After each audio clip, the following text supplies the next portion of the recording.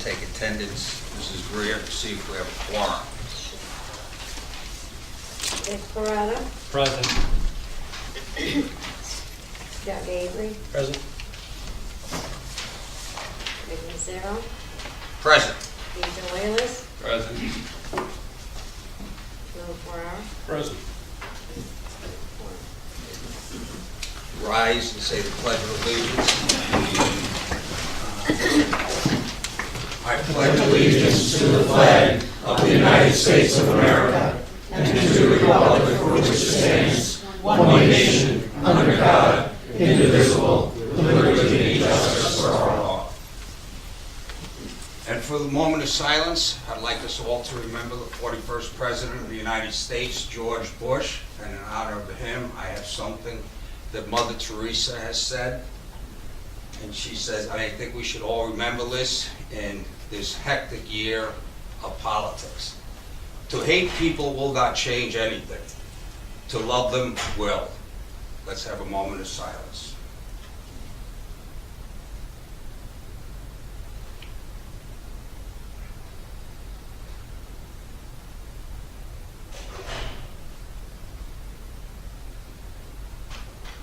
Thank you.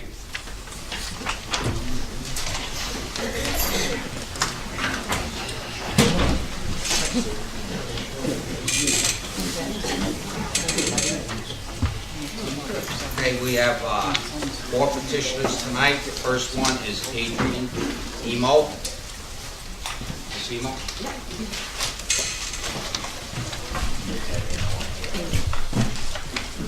No need to speak in the mic, it's not hooked up. Oh, well, I'll use my indoor voice. So, Woman March, the actual permit application to hold Women March is in Jim Spina's hands this evening, so that'll be voted on later on. I wanted to tell you all about it. As you all know, our first Woman March brought 10,000 people to Seneca Falls. Our second march brought 15,000, and we're pushing for 20,000 to come. January 19, 2019. Remember, the 19th Amendment. So in preparation, we have had monthly and weekly meetings now. We've also met with Chief Pinstra and members of the police department, the county, the Seneca County Sheriff's Department, New York State Police, Homeland Security, and the military representatives from Gettysburg that represent the Women's Rights National Historical Park. They also will be on site that day.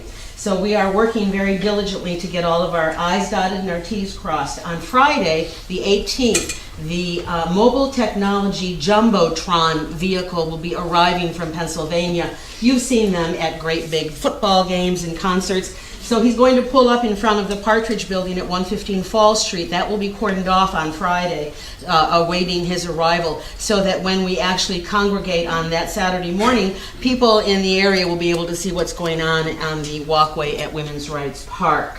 So that'll be Friday the 18th. Speeches begin at 10 a.m. Some of our speakers, well, one, for instance, is Lieutenant Governor Kathy Hochul is coming back again. The others are all committing. I think Lovely Warren just said that she would not be able to make it, but we are expecting folks from Washington, D.C. as well. So that starts at 10 a.m. and then Chief Pinstra at 11:30 will tell me to step off on the march, and we will march. Starting from the Women's Rights Park, going towards the hotel, the Gould Hotel on 5 and 20, we will turn left on State Street. We will march to the South Park Street, where we turn right, go down South Park, and then we will turn right on Cayuga Street. We will march down Cayuga Street to Lower Fall, and Lower Fall down by the Mews. When you head that way, because I'm sure you will all be marching, you will find food trucks will be lined up. We hope to have 4 to 6 food trucks there. Also, there will be a 40 by 60 tent in front of 10 Fall Street that will be information. There will be NGOs there and possibly some vendors sending, merchandise. So then the concert begins when we arrive there. We have a very short concert that will begin at 1 o'clock.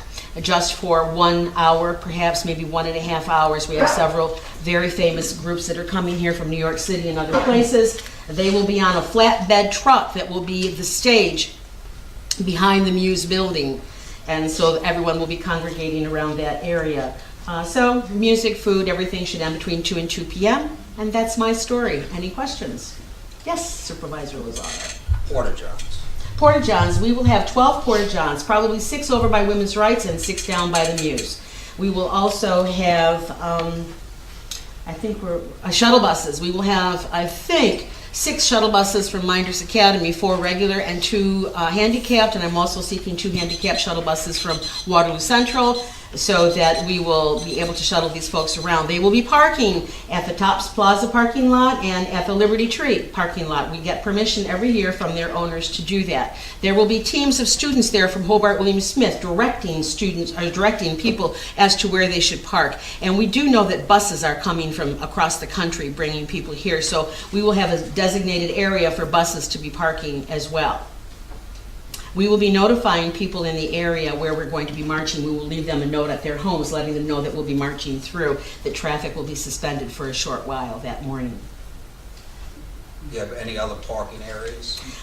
We've also used Minders Academy parking area, and we put this out on our Facebook page, and I don't know if you've seen our Facebook page, I don't know if you've seen any of our materials, but in order to come here, we tell these people, you must be dignified.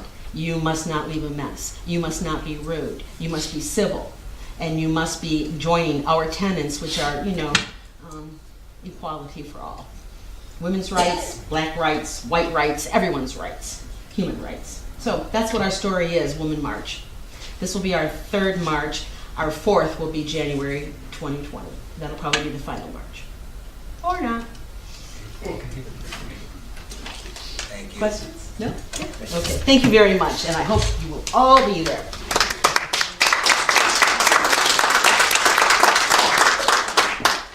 Mr. Robert McGill. Thank you, sir.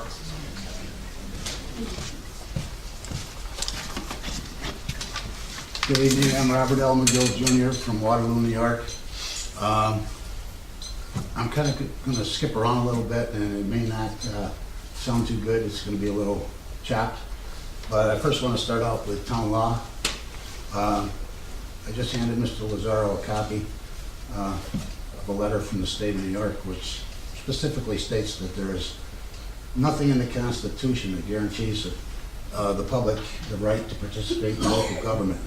In other words, nobody has a constitutional right to be here.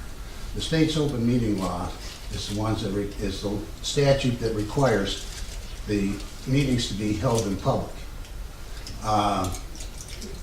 But it's up to the discretion of the board and the supervisor as to how the meeting is run, who's allowed to speak, and who is out of order. And I do believe, and somebody should check on this, if you check with the town law manual and the, what is it, of towns? Association of Towns. I would think that a video now constitutes an open meeting. So any of these people that get unruly, and you constantly have to remind them that they're interrupting and not to speak, or you have them removed, you can bar them from the meetings, tell them to go home and watch the video. On to economic development. I notice you're spending a lot of money on the Seneca Falls Economic Development Corporation. And I also realize that you're cutting funding for your visitor center. A lot of people are wondering how come other communities are doing better than Seneca Falls. Well, a funny thing happened on the way to the meeting tonight. The village of Waterloo spent all day fixing a water main in front of my house. They got all done and they all left, and guess what? They had to come back.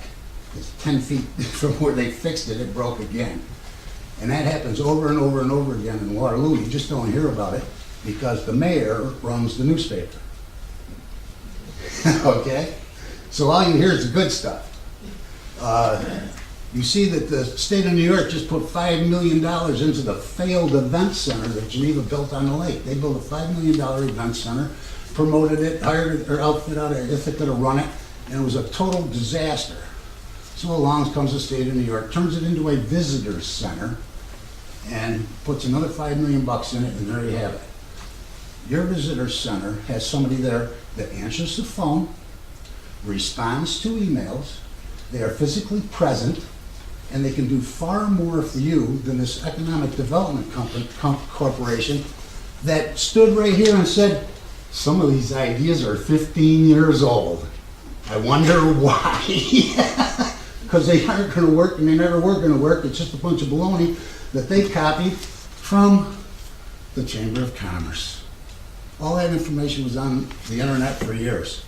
And they put it all together and charge you for it. 3 minutes, Mr. McGill. Thank you very much. Thank you.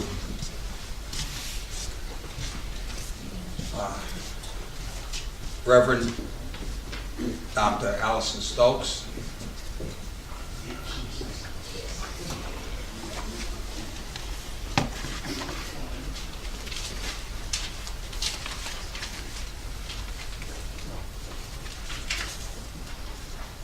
I'm Allison Stokes, a Seneca Falls taxpayer and voter.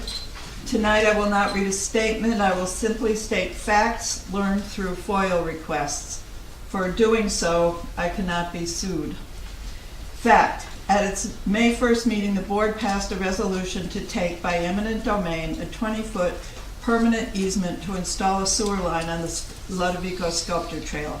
Fact, on Thursday, the appellate court department in Rochester will hear the appeal of its decision. It will be made by Sheila Shalafo, the trail's attorney. Fact, the trail, a nonprofit organization, has no money. Attorney Shalafo of Victor, who has 25 years' experience in eminent domain, is essentially volunteering her time, pro bono. Fact, last year our town board hired David Foster to represent us as full-time town attorney. During 2018, his annual salary, including benefits, is over $90,000. This works out to be about $7,500 a month. Fact, in January, the town board retained the Barclay Damon law firm of Buffalo to represent the town in defending the eminent domain action against the trail. Fact, the legal fee of the lead attorney on this ED case is $430 an hour. The legal fee of the associate working closely with him is $260 an hour. Fact, from January through August, the town paid Barclay Damon a total of over $50,000. This averages to a monthly expense of about $14,400. Fact, in September, the Barclay Damon billed more than doubled. The town paid a whopping $38,922 for 1 month. Fact, on December 27th, the Ludovico Sculpture Trail made a settlement offer. The bulk of the offer, $140,000, was money already budgeted by the Barton and LaJudas to bring the trail up to state trail standards after the sewer line was installed. Instead, the money would be put into the trail's hands for ongoing maintenance. If accepted, this agreement would have ended the legal action and permitted the sewer project to go forward immediately. Fact, the town board rejected the offer and made no counter offer. Ironically, Supervisor Lazzaro's familiar mantra has consistently been, negotiate, don't litigate. Final fact, adding what our town attorney has cost us so far this year to what Barclay Damon has been paid, the figure is almost $250,000, about $222,000. And the October, November, December legal expenses have yet to be paid. My opinion, our town needs to stop this wasteful spending. Board, please take corrective action. Thank you.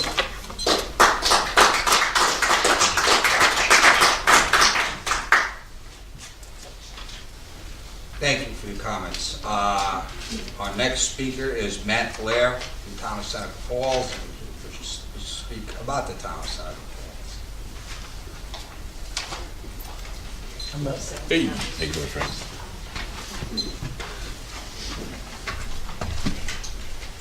I'm here tonight basically to stand up for a man who has distinguished himself by serving his country with honor. He has distinguished himself as a professional in the field of law.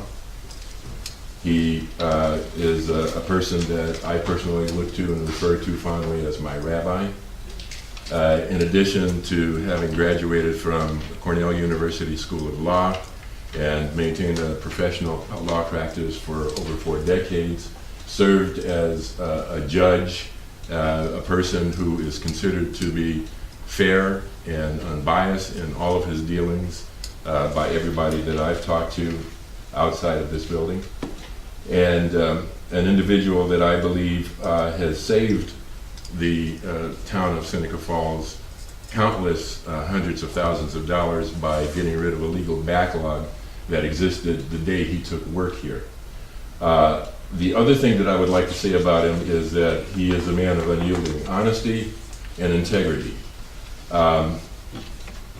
I recently was very disturbed by the knowledge that a lot of people were blaming him for running off without authority and negotiating deals behind everybody's backs with Seneca Meadows, which couldn't be the furthest thing from the truth, as I discovered.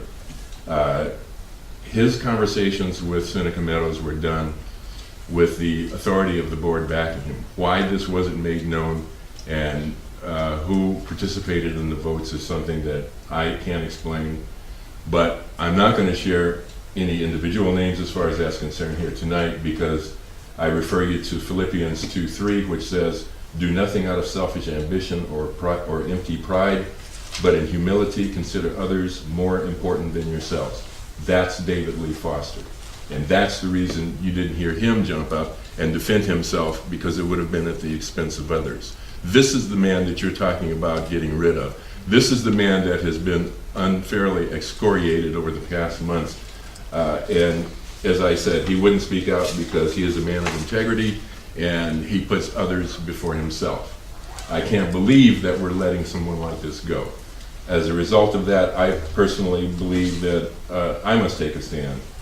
Also, with regard to Marshall Foster, a highly educated and skilled network administrator who doubles as the Director of Information Technology for our town, this is a very important function, and it's something that should be full-time and it should be on site. The previous fiasco with the contracted services resulted in unacceptable lag times in getting critical services and maintenance and excessive add-on fees for each individual task performed. I would like to know what happened. May I have a little more time, please? Yeah, I'll give you Thank 30 you. seconds.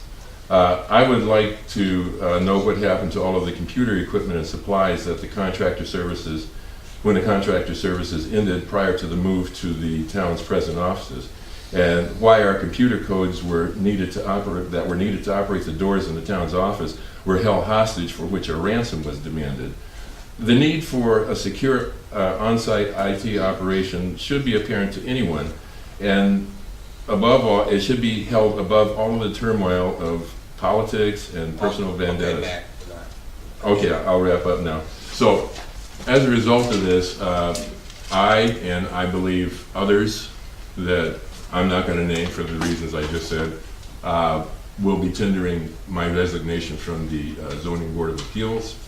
I will no longer be active with the Waste Management Advisory Committee, because this just isn't fair. And so that's all I have to say. Thank you.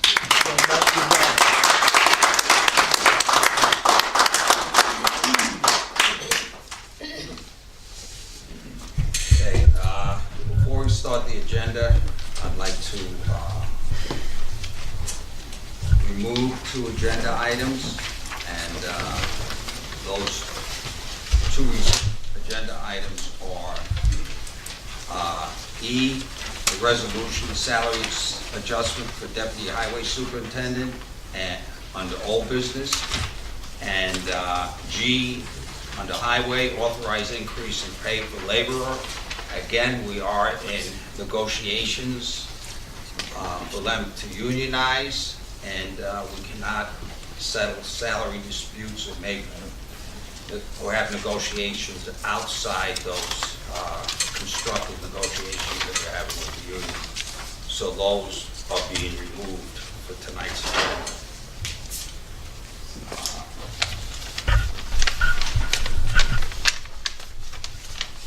On the other issues, 2 other issues, I'd like to move. Can I interject you on G? Yes. Highway, water, sewer, anytime an employee better themselves, taking tests or whatever, CDL, water plant, sewer plant. We have always said that we'd like to give them increases for showing their initiative to do that and better themselves.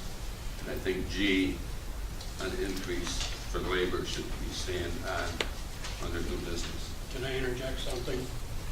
They are under the auspice of labor union. This is the job classification of labor.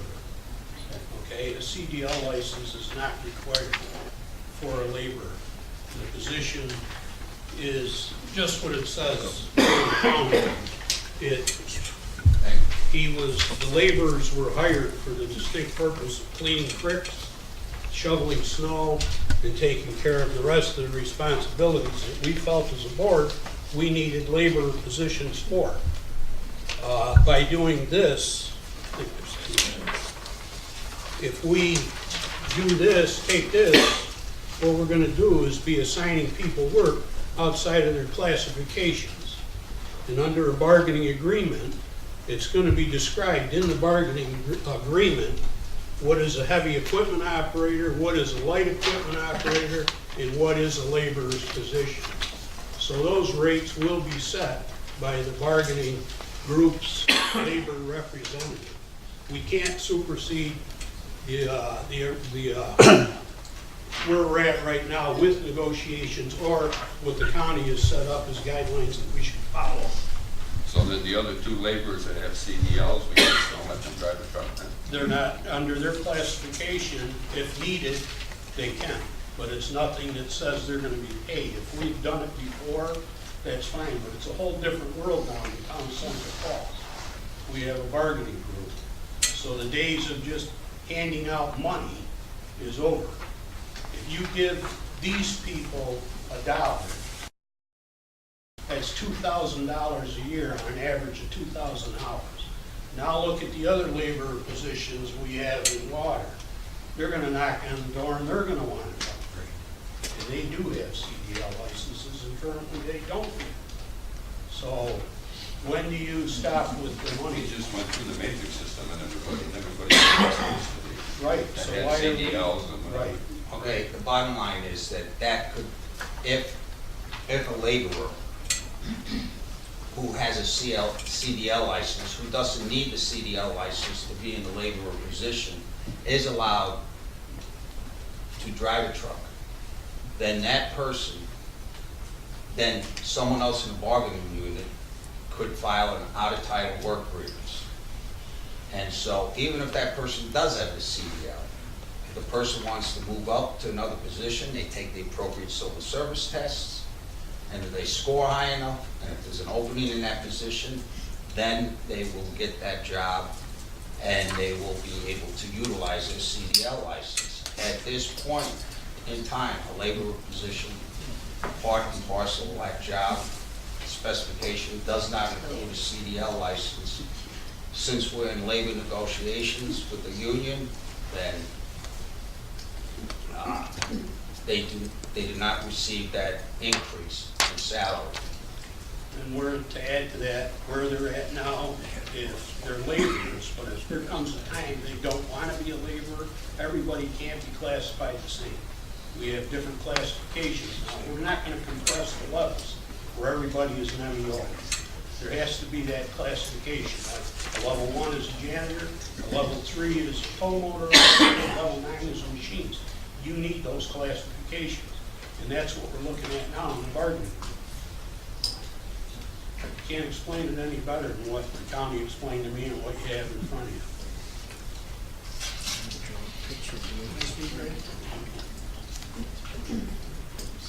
No, we don't get any more information.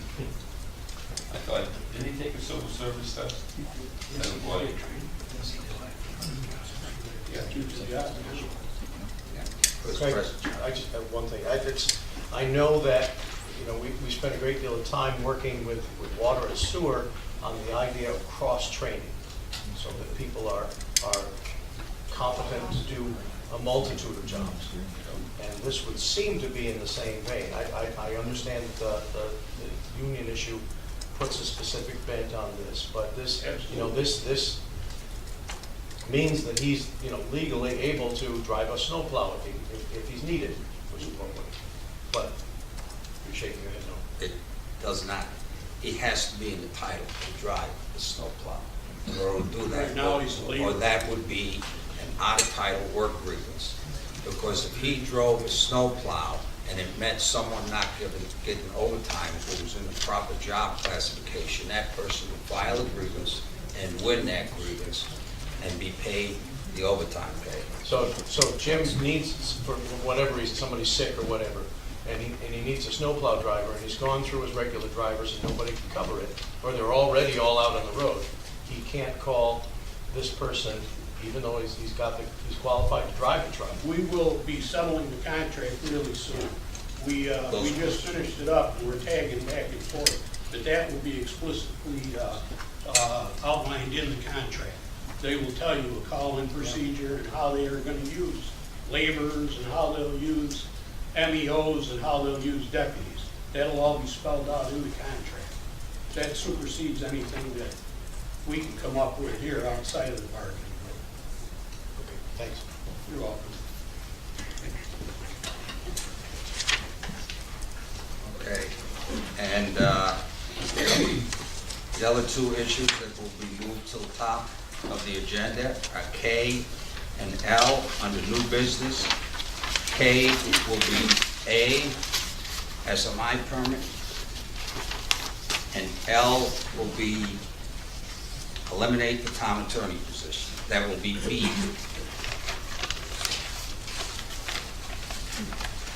Okay, we'll move on with the agenda then. Approval of minutes. I'm going to batch these. The A, the budget workshop from October 17, 2018. B, the budget workshop from October 18, 2018. C, the budget workshop from October 22nd, 2018. D, the special meeting October 26, 2018. And E, the public hearing and meeting November 7th, 2018. I move. We'll move. Need a second. Second. Discussion. All in favor? Aye. All opposed? Motion passes. Reports.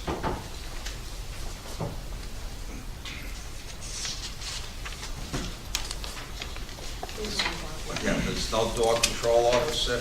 Is former dog Dalen still taking calls sometimes? Okay. She is. And She's so- still on. She's still on, Yeah. okay. So has she withdrawn her resignation? She said that she'll stay on as long as, until we find someone. Okay. I would ask that the board appoint a committee to reach out to Dalen and to speak with her. Her services are top-notch. She is an authority in her field. And I think there's some issues as to non-enforcement which compelled her to feel that, for the want of a better phrase, what's the use of writing the tickets if they're not going anywhere?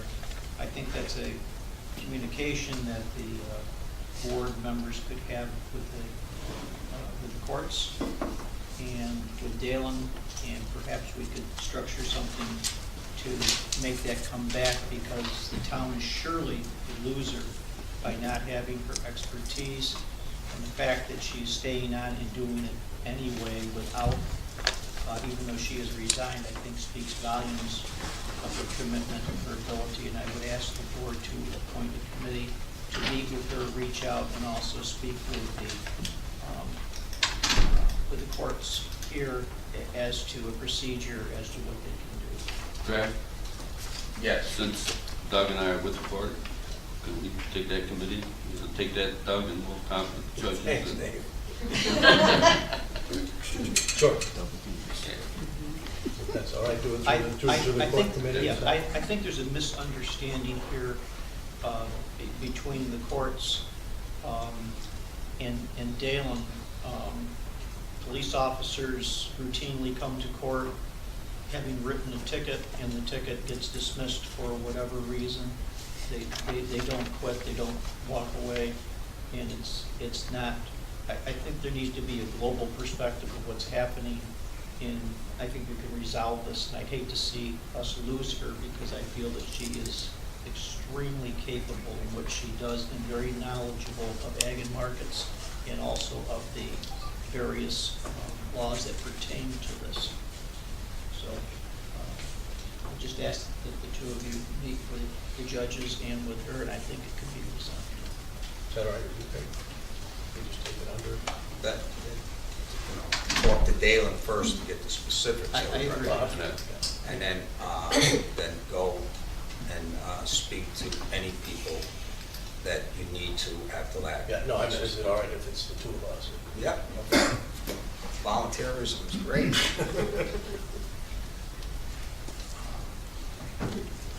Make a motion to approve the zoning officer report. I'll make the motion. Second. Discussion? All in favor? Aye. All opposed? Motion passes. I make a motion to approve the Town of Seneca Falls Parks and Recreation report. I need a second. Second. Discussion? All in favor? Aye. All opposed? Motion passes. I make a motion to approve a highway superintendent's report. I'll make that one. I'll second it. Discussion? I have a question, Jim, when we got all that snow, did we do the snow removal downtown? Yes. How did it work? Very well. Real nice. That was Could have been better. better. Jim, I thought you had some problems with that, though. You contacted me the next day, and you said the guys didn't get on top of it because the snow fell really hard, really fast, and you had some... Cars were parked downtown all night long. Okay, State plows couldn't get around them, guys were having a hard time. so So that's gonna be addressed here. that's going to be addressed tonight, yes. Correct. So the issue, there were some issues, and we're going to rectify those and move on. All in all, it went well.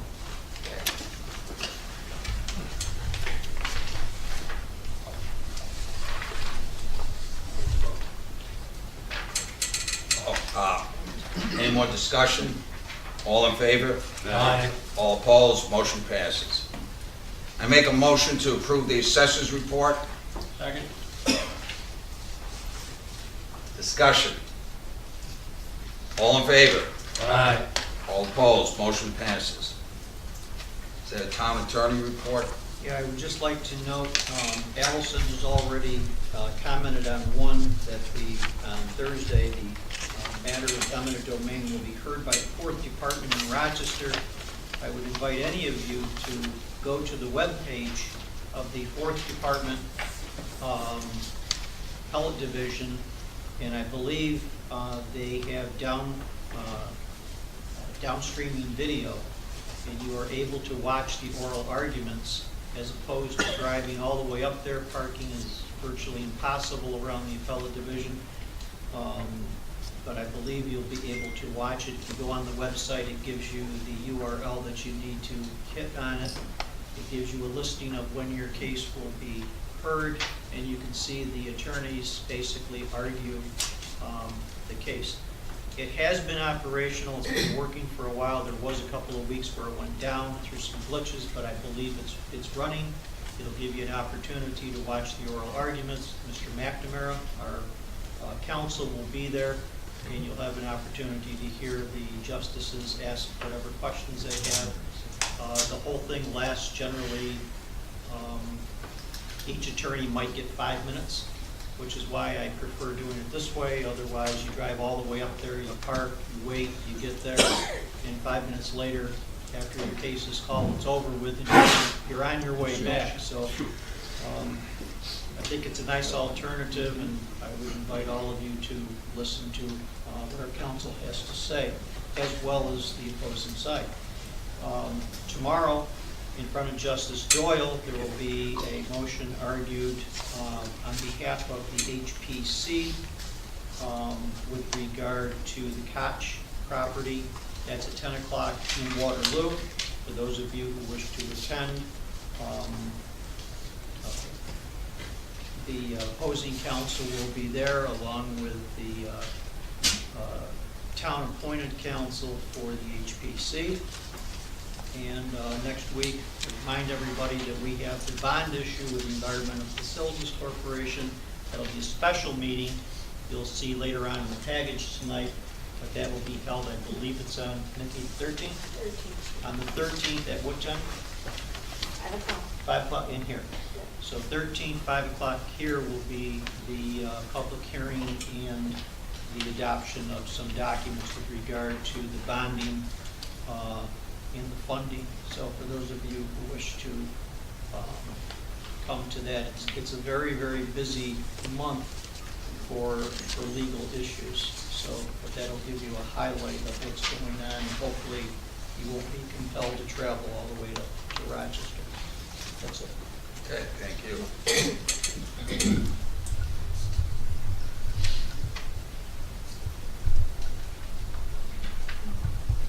No report from the town justices this month.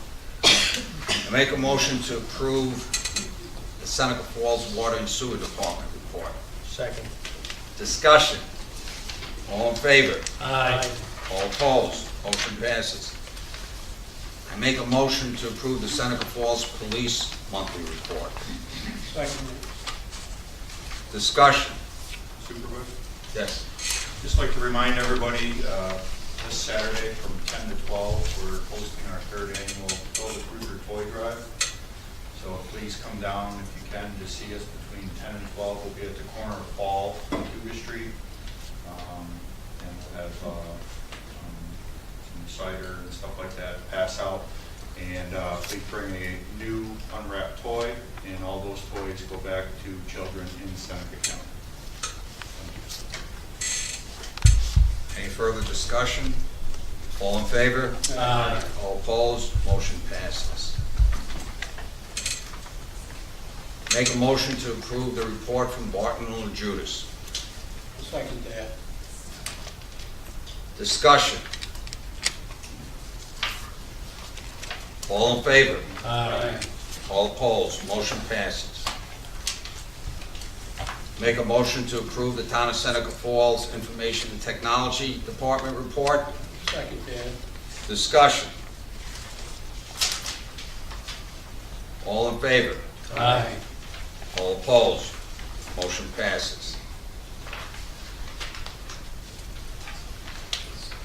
I make a motion to approve the communications dated and received December 4th. Second that. Discussion. All in favor? Aye. All opposed? Motion passes. The write-off on uncollectible receivables. Nothing to report. Route 4. Yes? Yep.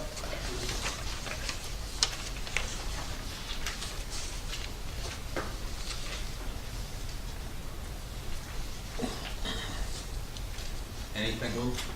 I'll second. Okay. We don't need a second on that tonight. So there aren't any? Route 414 sewer line transfer from IDA to the town. At this point, we're waiting on 2 other towns' votes, and we're gonna have meetings next week. I'll let the board members know when we have those meetings, so if they wanna attend those meetings at the county level, they can attend those meetings also. Installation of fire hydrant on Lake Spur Road. Joe? Take that off the agenda, we'll look this in progress.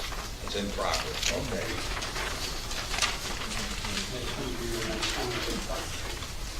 And we'll move it back to the park, and then go down to a little lot of woods to start.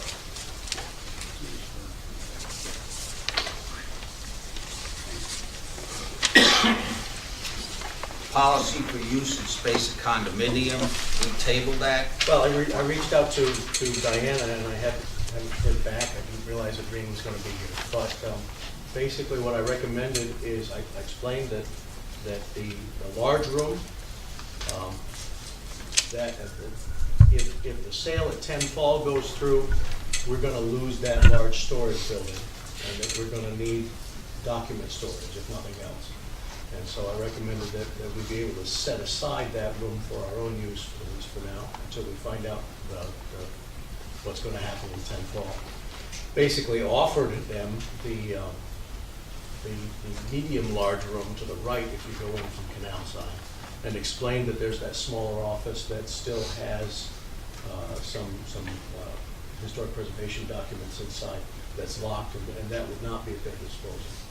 So basically waiting for her to respond. If that's acceptable to her, then we'll create some sort of document that creates a paper trail.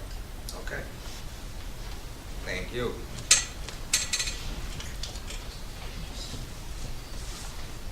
It's a Wonderful Life request for signage.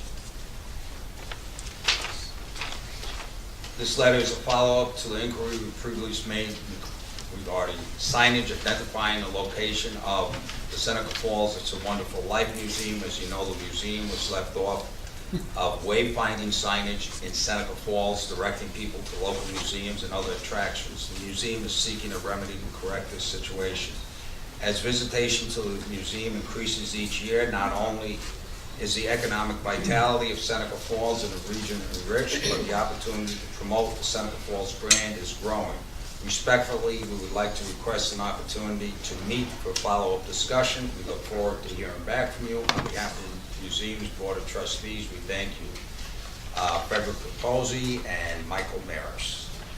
That was going to fall to Jim and Lou and me, and by my own confession, we just haven't had a chance to all get together with Chief Capozzi. But that's in the plan. Obviously, it's not going to happen for this year, but we'll have something in place. We have a board member here, maybe she knows. Save her for that. Do you know where they want to put the signs, what they have in mind? They really don't. Lou, it's bad to put your wife on the spot.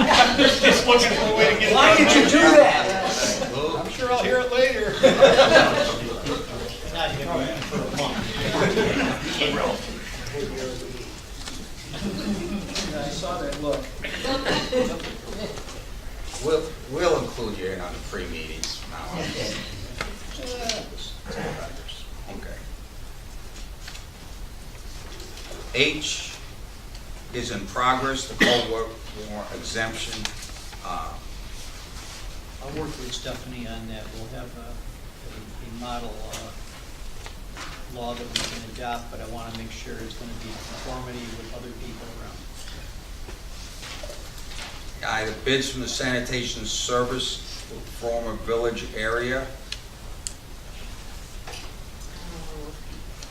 We've got 2 bids, remember? Yeah, 2 bids. There.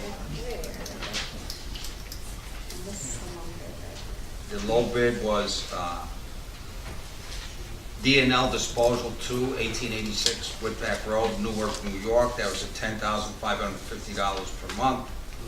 The other bid, it was $126,000 a year, and the other bid was $144,000. 140. It's in there. Yeah. Question on that. It's a little late in the game, but we probably should have put it out before. Does this bid require that waste removal truck have the arm to pick our totes up? Wait, they don't have the arm, but they have that piece in the back. What was that called? Tipper? Tipper. They have the tipper in the back, and Jimmy said that was fine. Did you talk to someone, Jim, on that? Yes, I talked to Nikki. Nikki was gonna call the contractor, And he does have the tipper. just that they're gonna have to have another guy on the machine instead of just one guy picking it.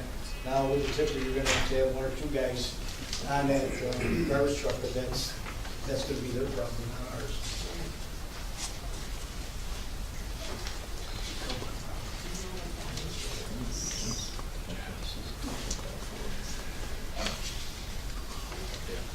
He did 141.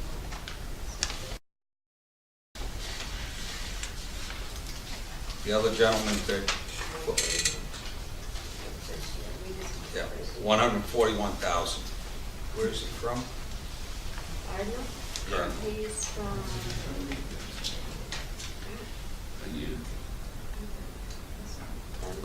Okay, Dundee. Okay, I guess we gotta accept D&L Disposal 2. So I'll make a motion to accept that bid. Second. Discussion. What was the figure again? Figure was, 126,000 a year. that's 10,550 per month. All in favor? Aye. All opposed? Motion passes.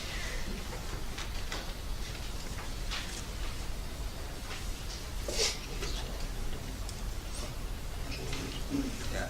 And J has been already completed, feasibility study for the IT position. And that was done. Vic, Yes, did you, me and Lou, yes. okay. Okay, you're still continuing that? We have received some paperwork from Marshall that I reviewed, and we have a meeting set up for, I believe it's 1:30 Friday to talk with him. Right. Face to face, myself and Lou. Just Okay. have a couple other questions, maybe get familiar a little bit more with some of the equipment or whatever since he's taken over. Okay, thank you.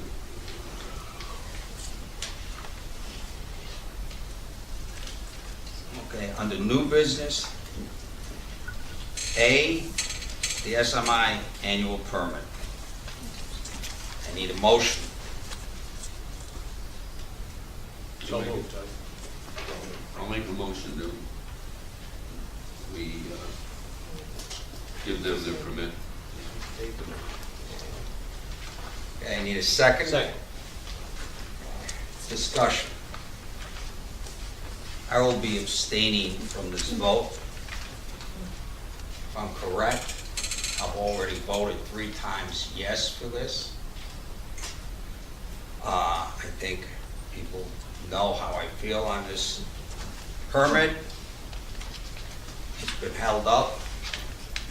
I would have to wonder why it's being motioned and seconded at this point from the people who have motioned it and seconded. Is there any new information that they have is why they decided to motion and second it? Is it confidential on the email? Yeah. What's confidential on Dave Howe. the email? Those, first of all, the only people who can move and second it would be the people who Yeah. voted against it, Against it, which I did. which he did, and which Doug did. So that's, I think, the answer to why it was moved and seconded, so that it, otherwise it can't be brought back on by a person No. who lost on Yeah. the vote, so. Right. Yes, that's Okay. correct.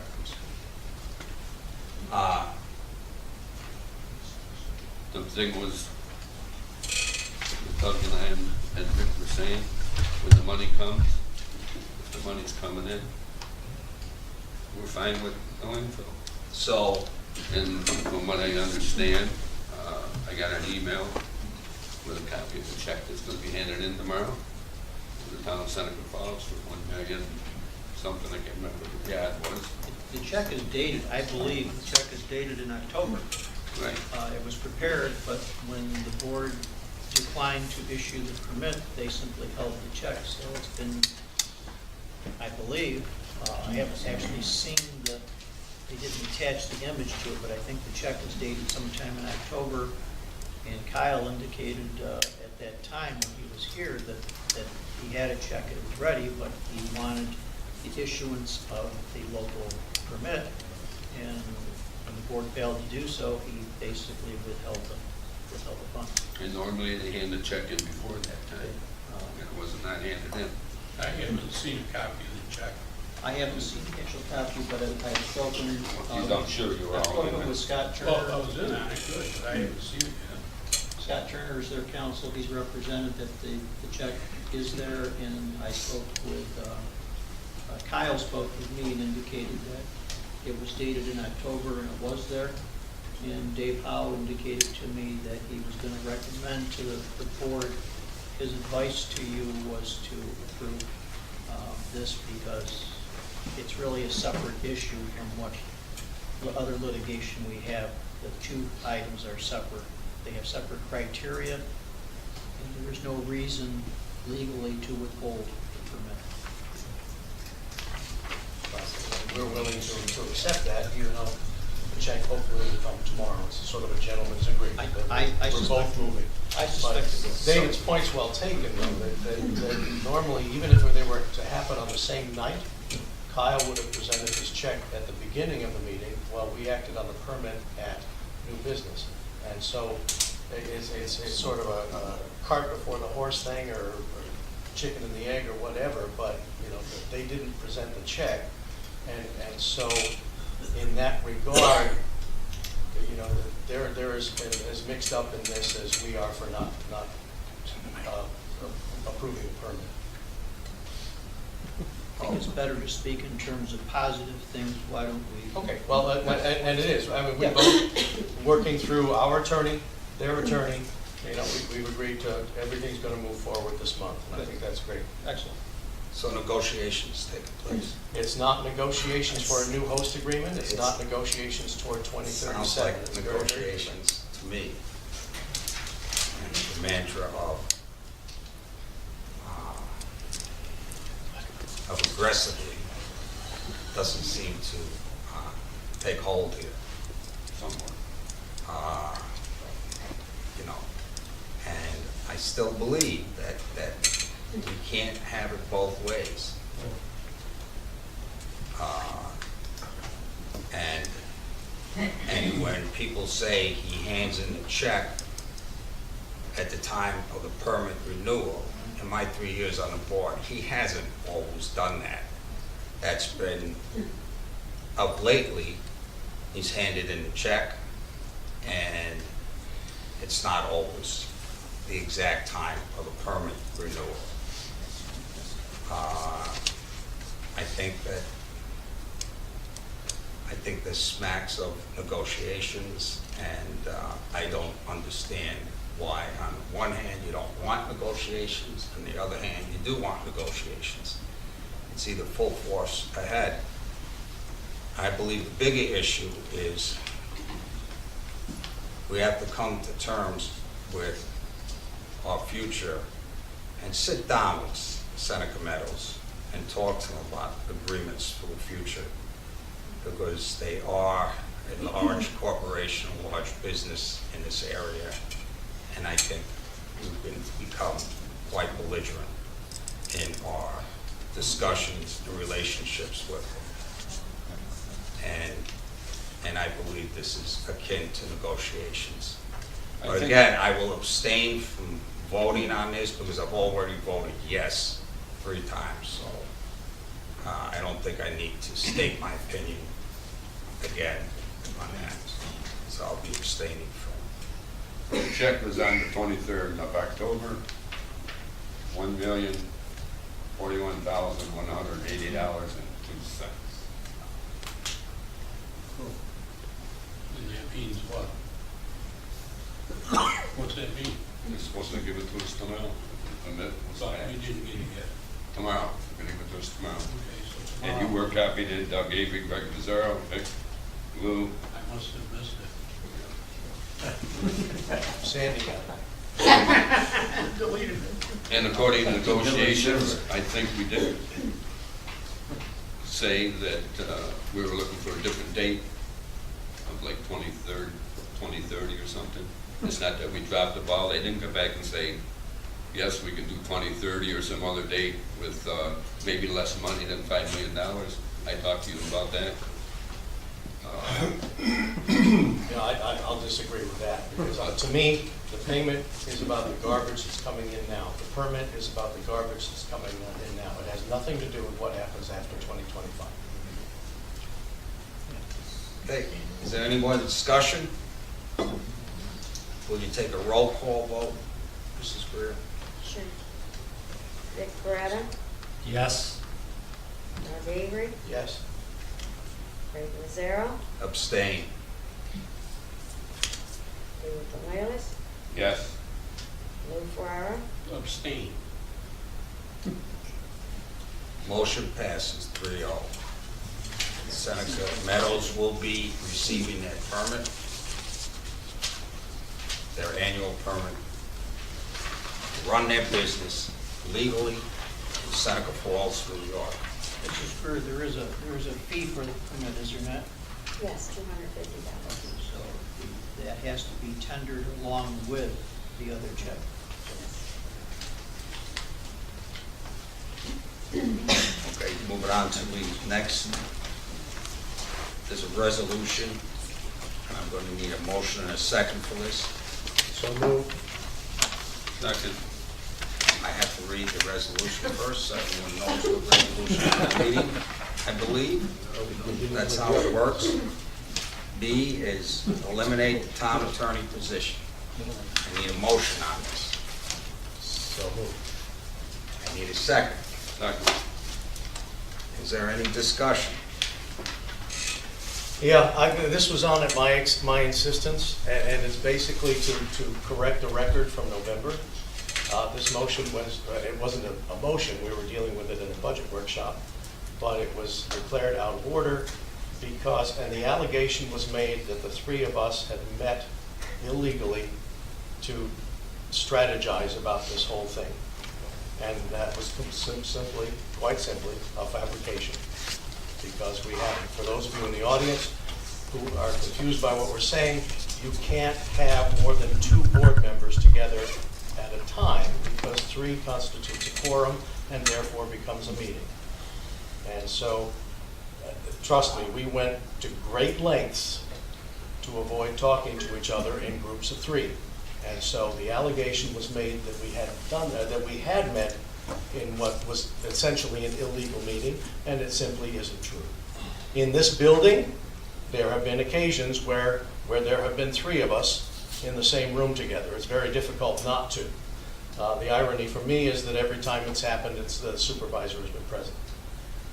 And I'm just in the interest of clarity, I will also say that I do attend the Seneca Falls Development Corporation meetings, of which Dave and Greg are members, but I'm a non-voting observer.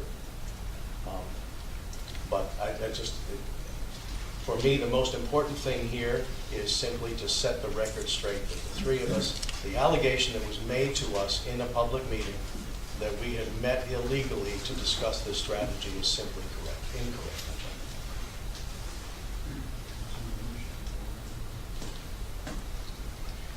Meeting of 3 does not just mean a physical meeting of 3. And court cases have proved that. I don't have the court cases in front of me. I'm not prepared to talk about that tonight. But meetings of 3 is not just a physical meeting of 3. Meetings of 3 are discussed over email, are discussed by phone, are discussed without a quorum, with just a small quorum of the board or quorum of the board that's going to agree with that sentiment. And court cases have ruled that those kinds of activities cannot take place. So I stand on my words. I think that 3 people have been meeting and have been cooperating with one another without the full information given to the full board members. Meetings of 3, quorum meetings of 3 does not just mean being physically present. And court cases have proved that. So, I didn't fabricate that, Mr. Avery. And I would hope you would take that accusation back. No, because Mr. You are out of order now. You accused me of something I didn't do. You are out of order. Sorry. I'd like to ask a question also. We didn't read the resolution yet, but I'm looking at it.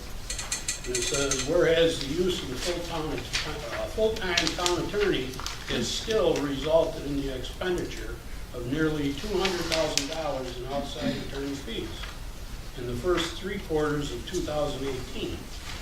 I have a question with Mr. Foster. If you aren't an attorney that's specialized in one area or another, are you? What is the title for that? Some of the issues that are before the town are areas, are specialized. Eminent Right. domain is a specialty in New York State. Right, As the in landfill bankruptcy, litigation. employment, the Environmental landfill litigation, Yes. that's specialized. It is. So in other words, if I need a hip replacement and I go to my doctor, he's gonna send me off to a specialist. He is. Right. So in your role is that we're dealing with 3 lawsuits that were brought on by certain people that speak at our podium. And those lawsuits aren't anything that we brought on ourselves as a town. We are merely defending ourselves against these.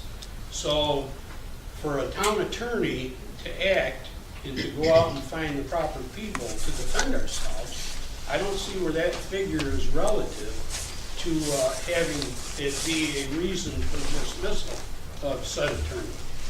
I also see where $30,000 a year in health insurance benefits. I understand, and maybe I'm wrong, but I believe there's a contract. And if we do let him go, we're still gonna pay him for a year. So whether he's sitting in that office or not, I wanna know where we're gonna go. Because we have, what's the date of that bond? When we have the 13th. If we act on this tonight and Mr. Foster gets up and leaves, what is our plan? Who's gonna walk us through this minefield? Where do we go? We have negotiations we're working through, we have litigations we're working through. I have no questions. I wanna say that the first year I was on, I foiled from Nikki because my mantra was no outside attorney fees. I wanted it to stop. And at the time, we were only using one, brought on by a previous administration's attorney. For a 6-month period, it was $120,000. And that same firm is back now doing the same thing they did then. And the meter is just running, and it's absolutely ridiculous. I don't understand where we can go with this. And my point with that part of the resolution is simply that we haven't, right or wrong, if the expectation was that we were gonna save some money in that regard by having a full-time attorney, that hasn't happened. Right. That's all. I just feel as though, in his defense, that Matt Blair spoke very eloquently about the different boards that he is sitting in on. He's walked them through he got the solar farm. I mean, he's taken care of a whole host of legalities that we're not even aware of on these other different subcommittees that we see. I just wish as a board that we could come in here, all of us, every day and go through with the supervisor and myself go through. As it is, we show up, I'm guilty too, we show up once a month for a meeting. And we have a certain mindset, and that's what we're gonna act on. I wish we could all see why we have a secretary who we couldn't work without. There's other things that this town needs. You're out of order, supervisor, you're out of order. The other issue is a town manager. We had it when we were a little village. We so need somebody to steer this ship on the day-to-day operations. I sat here months ago and I spoke. We needed an ethics committee. We needed a town manager. I threw out what I felt was a State of the Union address as per Lou Ferrara.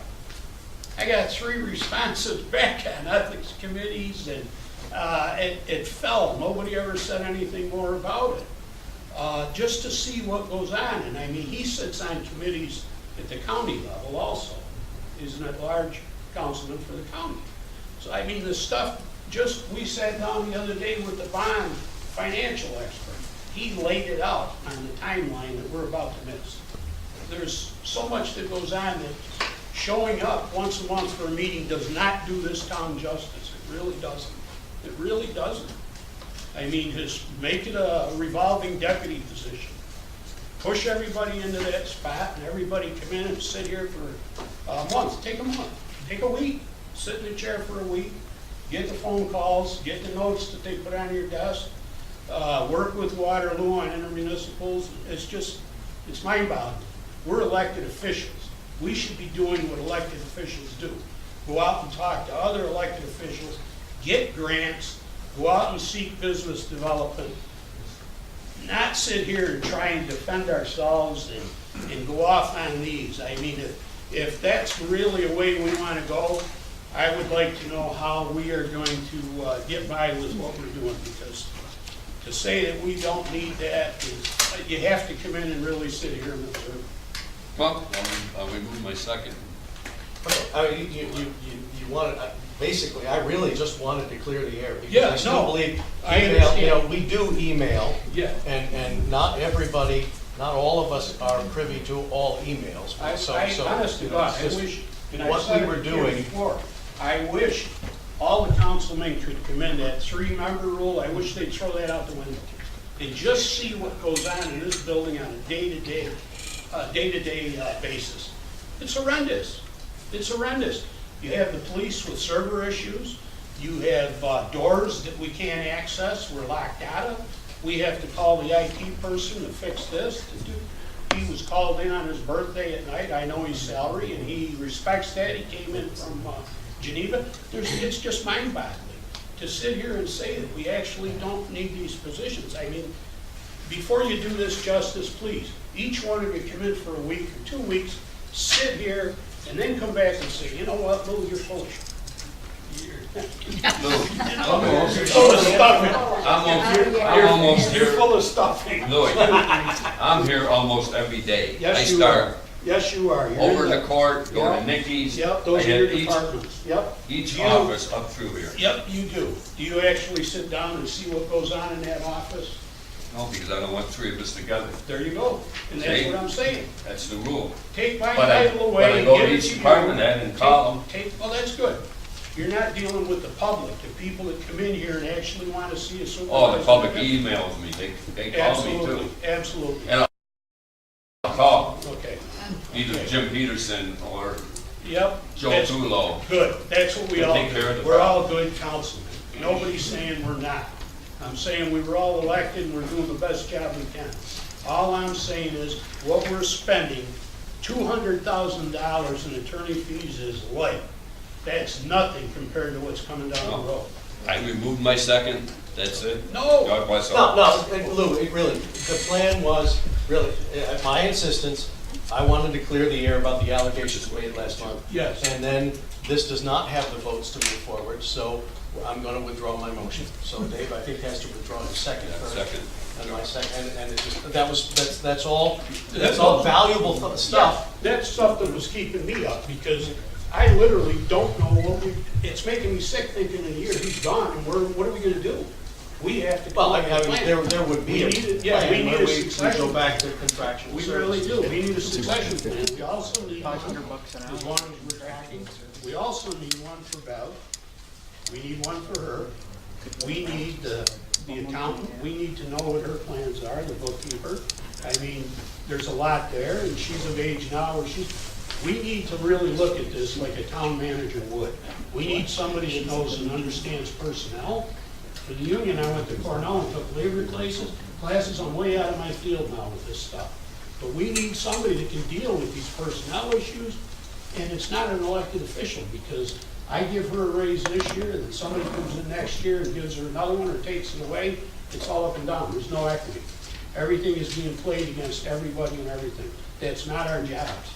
That's not our jobs. We should be out there welcoming the new dominoes. We should go up there as a board and say, you know, let's cut the ribbon. Let's welcome these businesses. You know what I'm saying? We're having a groundbreaking for our newest house in Waterloo. I invited the mayor of Waterloo to come. We cut the ribbon. Pam Melny was going to come. I mean, it's little things like that. That's what we should be doing as council, not this stuff.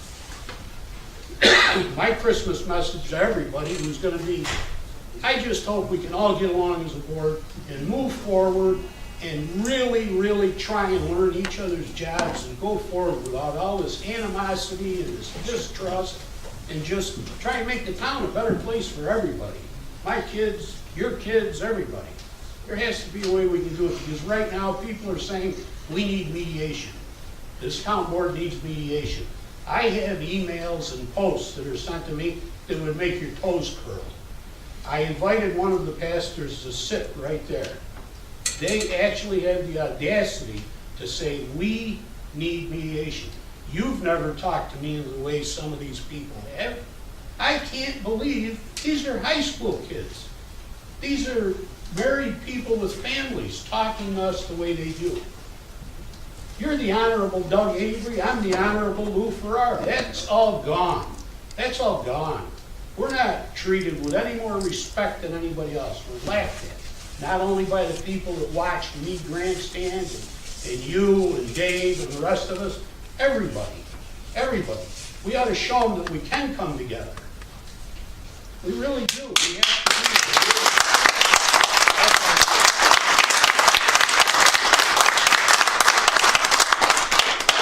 I'm sorry. Don't be. I'm good.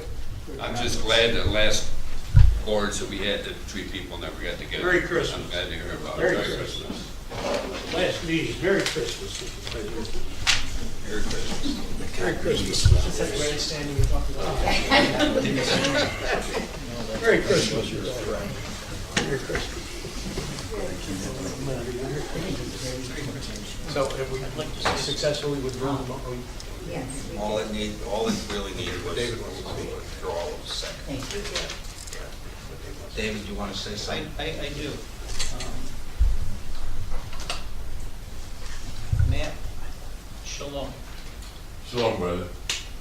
Does that mean you're gonna rescind your resignation in the spirit of going forward? If y'all will stop picking on my rabbi, I will. And the other resignation, can we rescind that one also? Yes, you can. Thank you so Joe. much. And Dan, Thank you.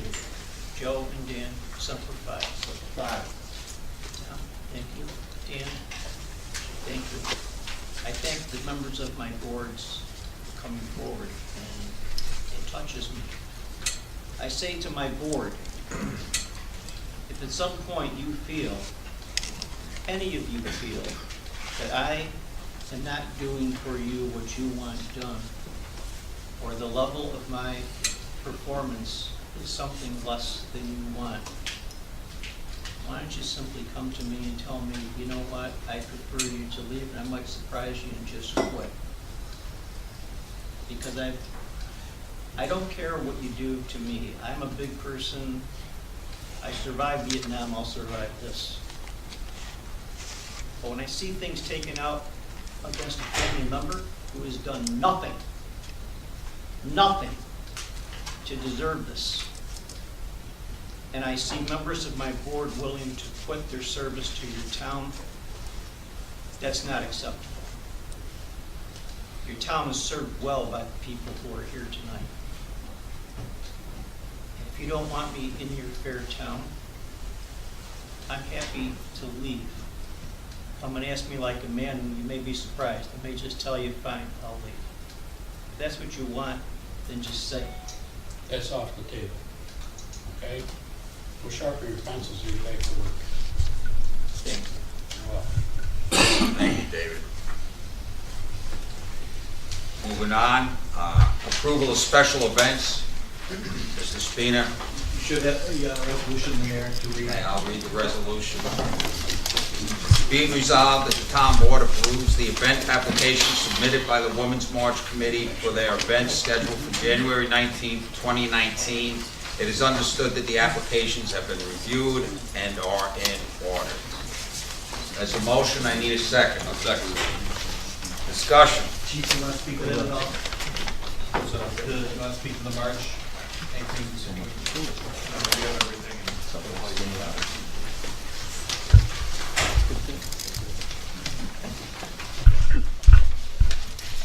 Everything's in order. Is Ms. Emo here still? No, okay, just want to answer a quick question. All the appropriate measurements of DOT, something else, you get other stuff. You get other stuff that might be a holdup, work on that ASAP, get it to me as soon as possible so I can sign off. I got one question. Is that the one we had about the insurance? They don't need insurance? No, because by our policy is the First Amendment. First Amendment, yeah, I remember reading that. And then okay, it's under the First Amendment clause, so they don't need insurance. What happens? Probably questions. It's under the First Amendment, somebody doesn't have it. Nobody's gonna get hurt. We have a shovel of shotgun and 3 acres of land, so, no, I don't know.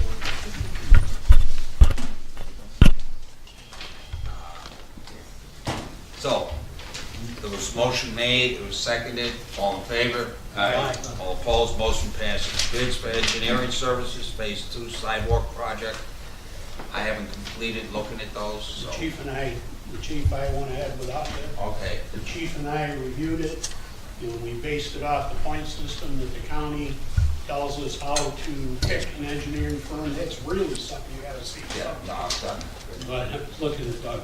That's something, the engineering firms in our market area or our designated area is graded by numbers, right? Right. 1 through whatever. And you go through each one and you score how you feel. At the end, you total them, and that number tells you which engineering firm to pick.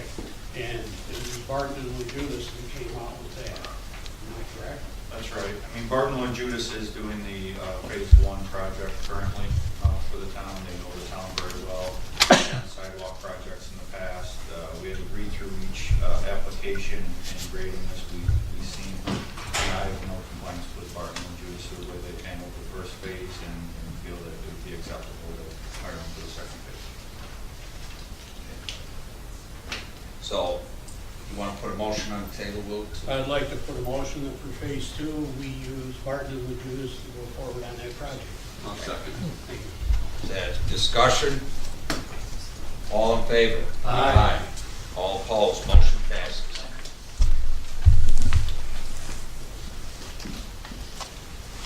Sale of surplus real property. Any movement on 10 Fall Street?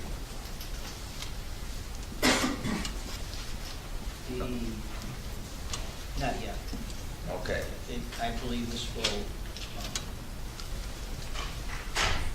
well, let's wait until, I'd like to have a meeting with okay. Can I say something yes, sir. related to that? Just, if this doesn't go through with Longley Jones, and we repost that property for sale, I think we need to consider keeping that storage building. I think we're foolish I to give agree it on up. that. We don't have anything like it in the district. I'm a teacher again. Anything like it in the town, and I think it was a mistake probably to put that up to begin with. So just to plant the seed in your minds, if we Yeah. post again, if this goes, if it goes through, I understand it's a done deal. If it doesn't go through, we need to save that building if we can. Yeah, make that separate. That's climate Yep. control, that's. Yeah, yeah. They indicated they were prepared to close by year end. It's coming up here momentarily, so if they are, they have, otherwise I've indicated we would be doing, and time is of the essence, that purchase offer and the receipt of the deposit was made prior to my ever being associated with the town by almost a year. Didn't back up too far. When I came on board, it was already old, so And also, in our initial discussions with Long and Jones, that was discussed, yes. and they had indicated okay to us keeping that property for two years. They did. And so that is always discussed in those negotiations. Some people might say, okay, I'd be willing to allow you to keep that property for a couple of years, and then you pay a nominal fee for rental back. But the representative that we spoke with, Yeah. my understanding, is no longer with them. Okay. So, I Well, believe- that would give us time to find another Yeah. solution, but Yeah. if we repost and keep the building, then we don't have to find another solution.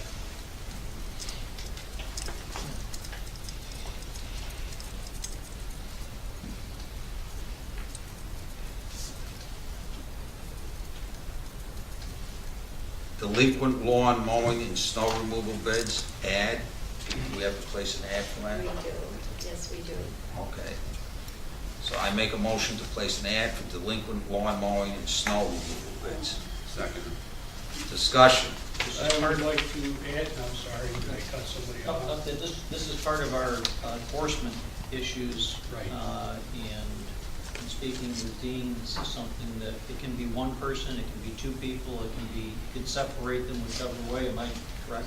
Usually we use the contractors that we hire to mow, snow blow. You can stop right down, the company inspection piece. And once in a while, they may have to go board up an abandoned house or something. It's like handyman skills. You know, one company can do it all. I would like to add to that, that I know we moved on the amount, or the lack of an amount to clean up the streets in Seneca Falls.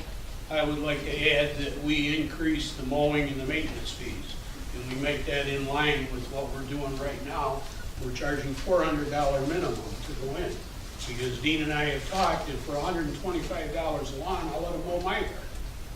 You know, that's pretty much outdated, and it doesn't send the right message. The message is, don't wait for the zoning officer to catch you.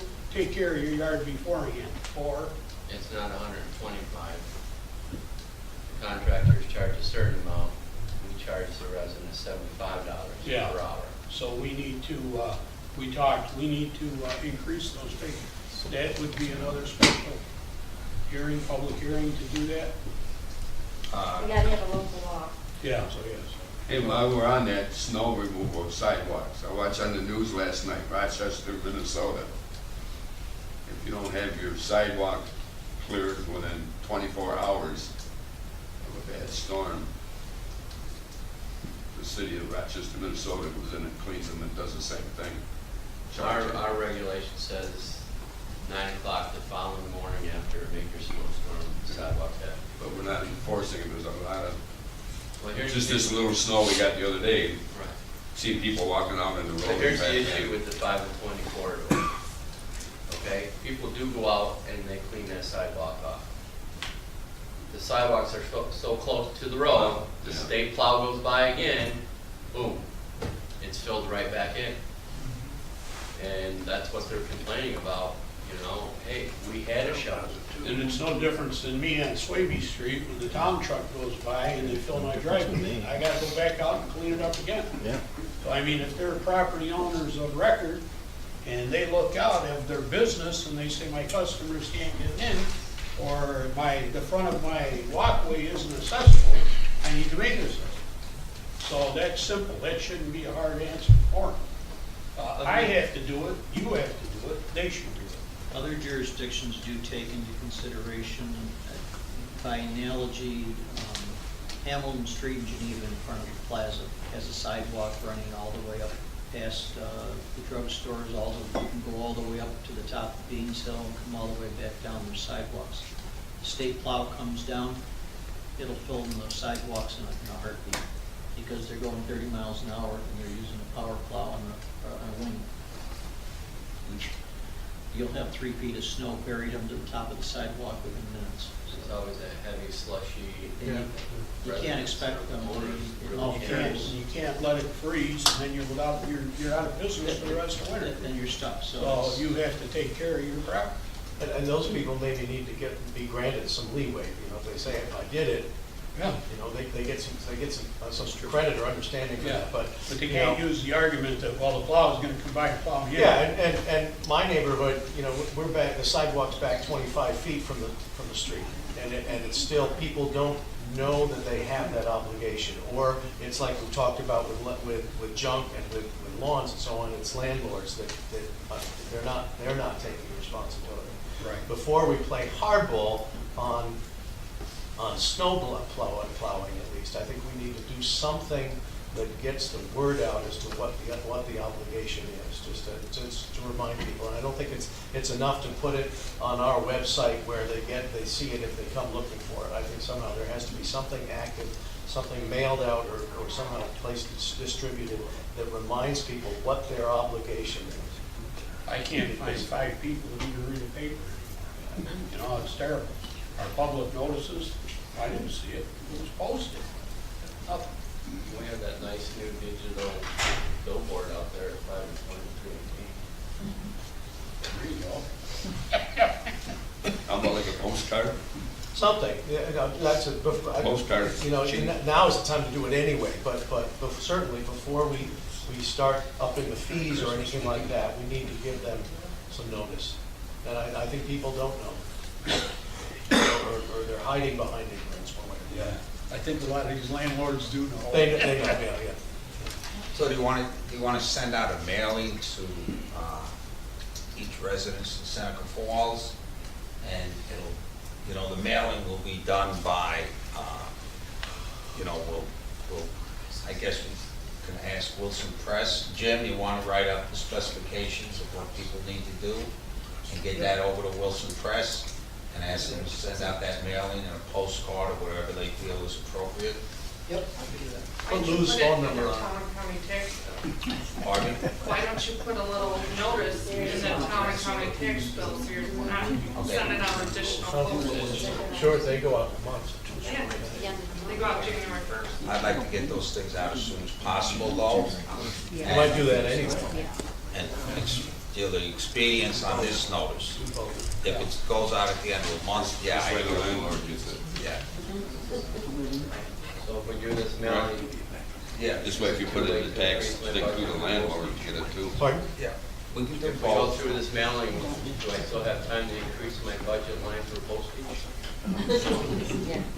It'll be this year. I know. If it comes out of here, somehow, yes. You don't have any left in this year's budget? It's not shared anyway, the town expenses, not yours. We'll find the money. We need to. Good. I would even send it out twice in the tax bills and as soon as possible the other one. And,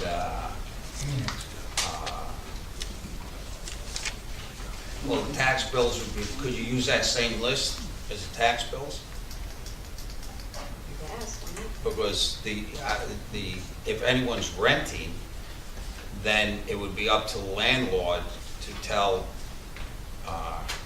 the person living in the house, the renter, that they needed to clean. But the postcard could go to occupant, which would get the tenant, and then the tax bill goes to the owner, so you get. Some of these owners are in Rochester. Send them out twice then. Yeah. Some of these owners are. Wouldn't it be smarter to set the rate first before we do that? Because that $400 seems to be working, because I add that right to their violation letter now. That if we come in, the minimum just for us to show up is $400. So shouldn't we set that first and put that warning into that letter? Well, you can't set it until a public hearing. The public hearing has to be noticed, and it's month of December.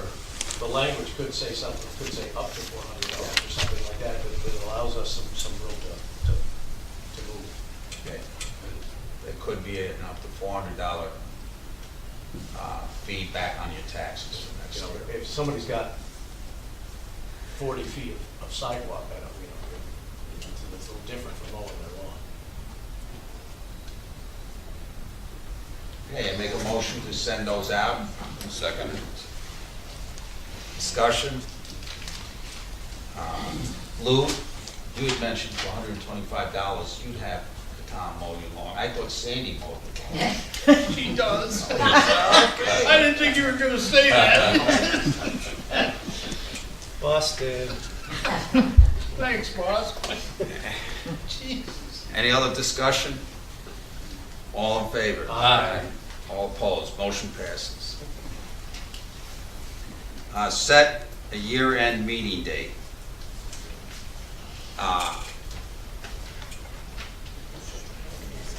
Yes. So we passed over the levy delinquent.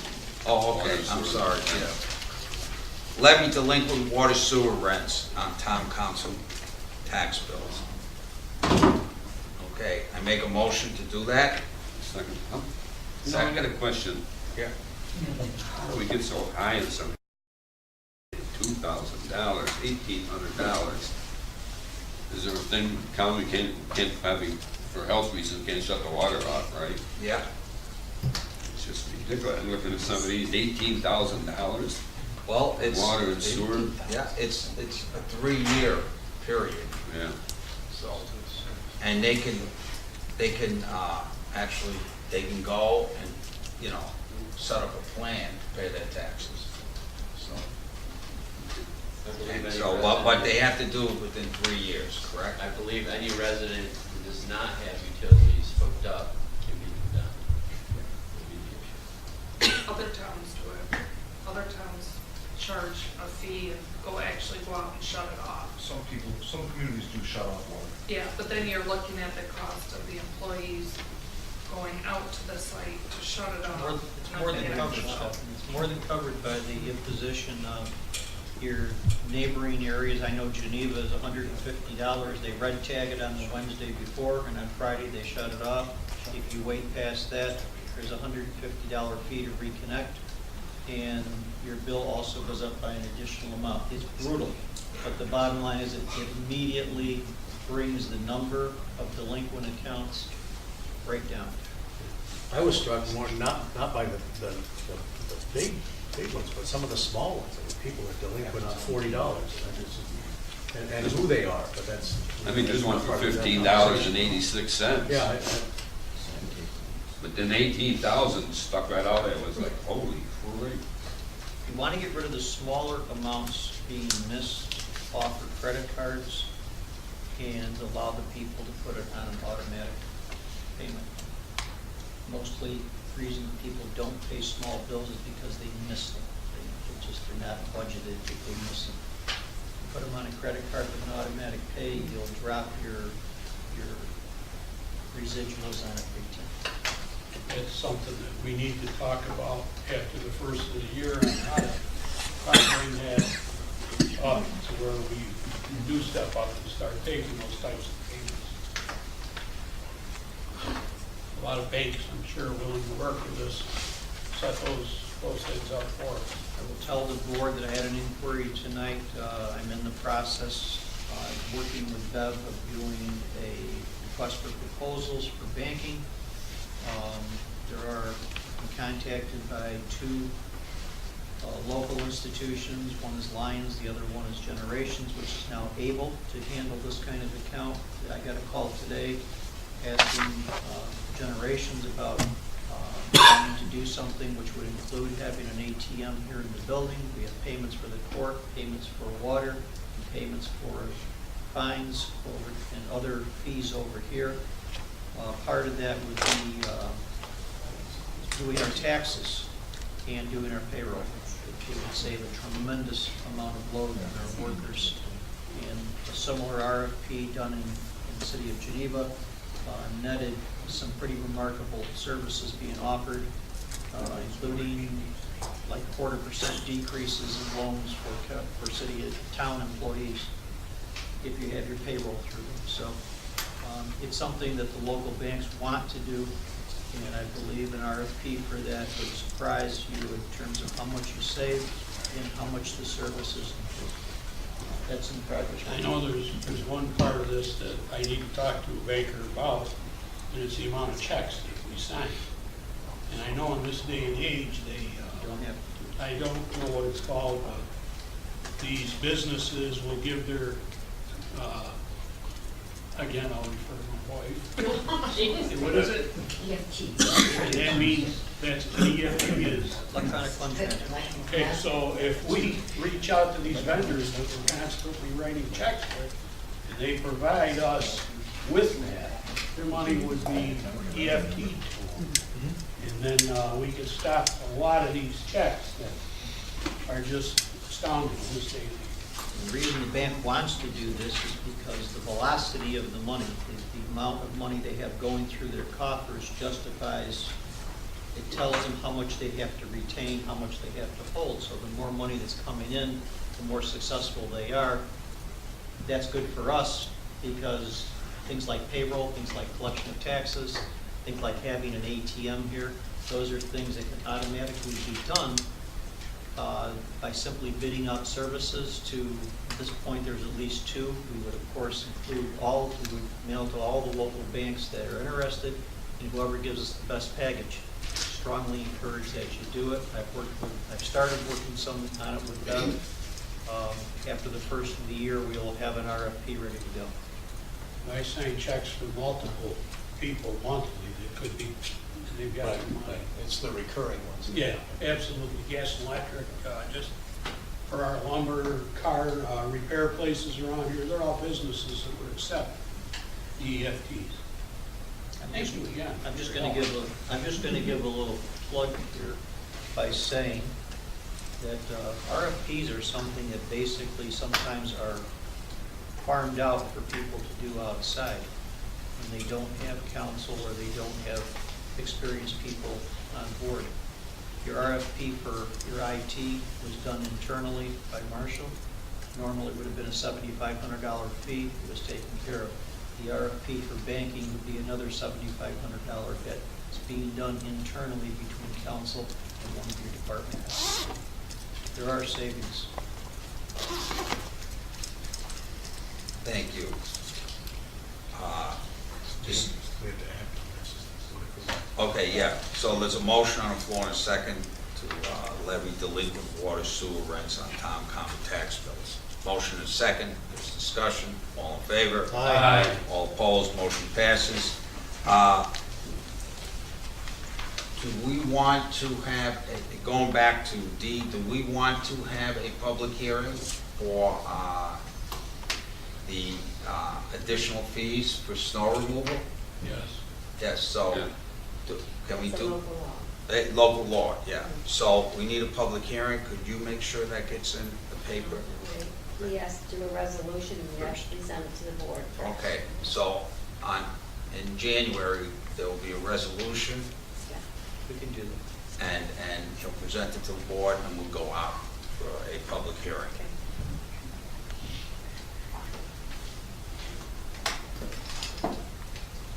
I make a motion to purchase for the highway department a 40-inch flail mower. I'll second that. Discussion?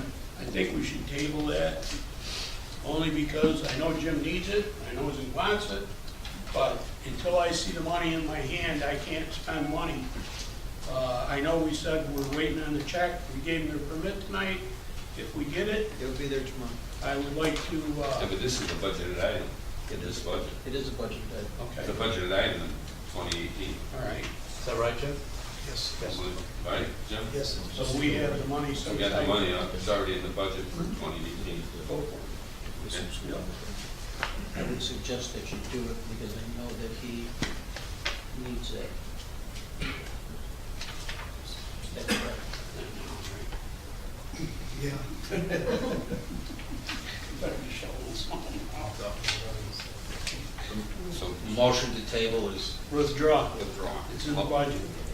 Okay, so we have a motion and a second, I believe. Is there any further discussion? All in favor? Aye. All opposed? Motion passes. Set the year-end meeting date. We could have it, what day? New Year's? The closest is to the end of the year, that's what we've got to do. Usually around the 28th of the month. 28th is a Friday. We usually have it like in the afternoon or early afternoon.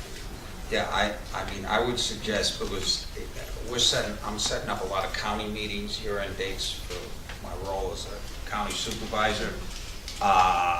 So I'd like to see that set as soon as possible. It's usually a paying the bills.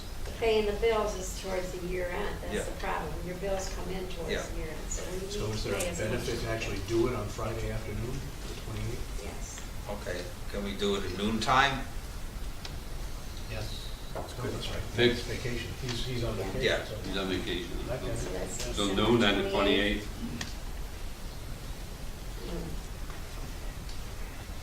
That's the problem with retirement, though. You don't get any more vacation time, right? I thought I was gonna have all kinds of. I was wrong. Okay, so that's on the 28th at noon. Can you make a motion on that? I make a motion that our year-end meeting date is December 28th, which is a Friday at noon time. I'll second it. Discussion. All in favor? Aye. All opposed, motion passes. Set reorganizational regular monthly meeting date. I would, January 1 is on Tuesday, so we have to go. That's- yeah, January 2nd at our regular meeting time, which is 6 o'clock. So I make a motion to set the reorganizational regular monthly meeting date for January 2nd, Wednesday, January 2nd, 2019, at 6 o'clock PM. Second. Discussion. All in favor? Aye. All opposed? Motion passes. Discussion, winter parking and snow removal. I think we just had that. It purchasing tobacco stores downtown. Back of the stores where the municipal parking lot is we're right next to Generations Bank. Right. We have to get in there to plow out cars and parking in there. I talked with Stu, you and Lou about this. These cars are permitted, but we can't get in there if these cars are parked in that permit. So we wanted to send a letter out to park in the lower parking lot over by the community bank, is that it? Okay. Chemung Bank, I'm sorry. And that way that parking lot is clear from 1 to 6. So we can get in there and get that cleaned up. With those cars in there, it's hard to maneuver around.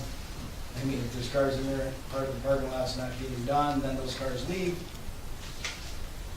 And then they're thinking that we're not doing our job. The other thing is, on Main Street, we had a big snowstorm. The car was up there all night. I know the police ticketed the car, but the state snowplows go by, and that was a mess. I mean, we took up probably 3 to 4 parking spots. We couldn't get in there to clean it up. So what I just, Stu and myself just wanted to know how the board wanted to proceed with this. I would suggest that since there's a need for this and we want to enforce this, then again, the mailing would have to go out. Perhaps you could add that to a mailing. And secondly, I think cars will be ticketed or towed, period. Regardless of the weather conditions, they will be ticketed or towed. Because if we have dates in mind from November through May, then if the snow comes, whether the snow comes or not, it's illegal to park in those areas from 1 to when? 6. 1 to These 6. cars are permitted cars for residents that live downtown. The Yeah. other people are not supposed to park in there at all, period. These are only permitted cars that are in there. But a lot of times, there's cars in there that are not permitted, which the police department tickets on. Tickets aren't good enough. I mean, it doesn't help you to get rid of the snow. Right. Do we have any signs that are down there that says, Permitted parking only.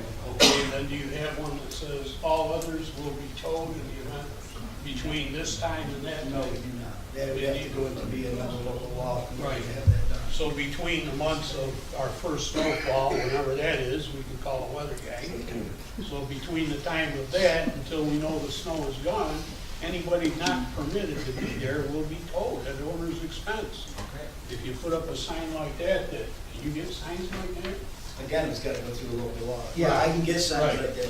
But that says that everybody with a permit can park there. So we do that local Everybody law, we else. can do that We can do local law at the same time. at the same time. We gotta get a resolution, so. So there isn't any sort of snow parking emergency, there's nothing that's declared that Rick kicks that in? No. And even the permitted cars, if they're there, which they can be, it's still hard to get around those cars if they're parked, you know. Okay, chief? The current local law states that we are in charge of enforcing that section, which enforcement will involve tagging offending vehicles and in case of emergency, towing offending vehicles away, subject to the provisions. I am not classifying a snow removal as an emergency.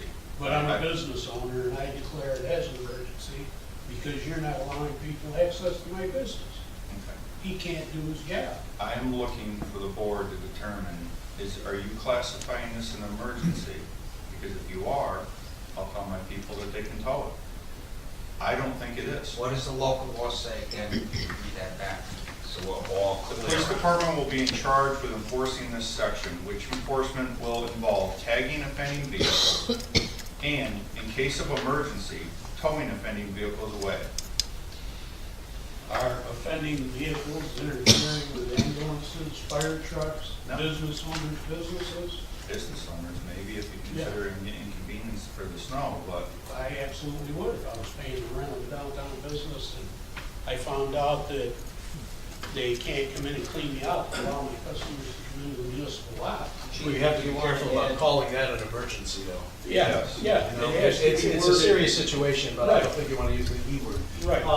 So that's why, you know, maybe we go back to some, so there's an emergency that's declared, rather than, you can't declare it's an emergency from October to May. No. No. We can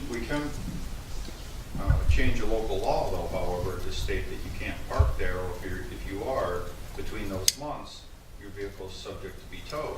But I don't consider this, you know, Jim and I started this discussion months ago, and we've been kind of, you know, working back and forth on it every time a snowstorm comes, and that's when we decided to come to the board and the supervisor to see which direction. Jim feels we should be towing it, I feel we shouldn't.